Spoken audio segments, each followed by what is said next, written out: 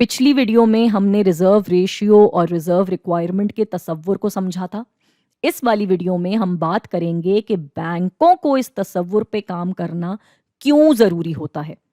तो जी इसकी एक वजह तो हमने पिछली वीडियो में समझी थी कि जो मेरे जैसे गाहक होते हैं जिनको रोज़ ही रोज़ एटीएम या चेक के ज़रिए बैंक को दिए हुए पैसे वापस लेने होते हैं, उनकी ज़रूरत को पूरा करने के लिए उसको ऐसा करना होता है। दूसरा, अगर हम तारीख को देखें तो कभी-कभी बैंकों पर भी कुछ मुश्किलात आ जाती हैं, जिसके लिए बैंकों को तैयार रहना होता है।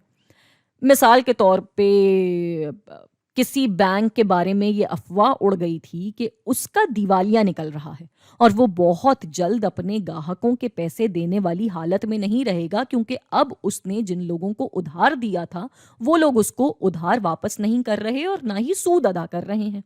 महज़ इस अफ़वाह की बुनियाद पे लोगों ने अपना पैसा उस बैंक से निकलवाना शुरू कर दिया और यूँ उस बैंक का वाक़ई दिवालिया हो गया।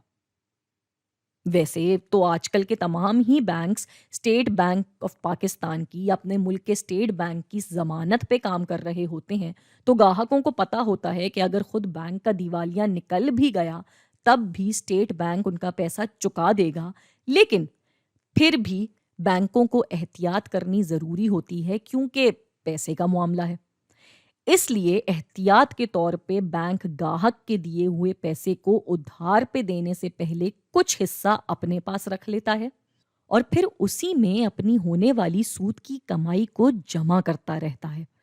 यूं एक वक्त के बाद बैंक के असासे उस पे चढ़े हुए उधार से ज्यादा बड़े हो जाते हैं और यूं एक सिंपल उसूल की बिना पे वो अपना मुस्तकबिल महफूज कर लेता है।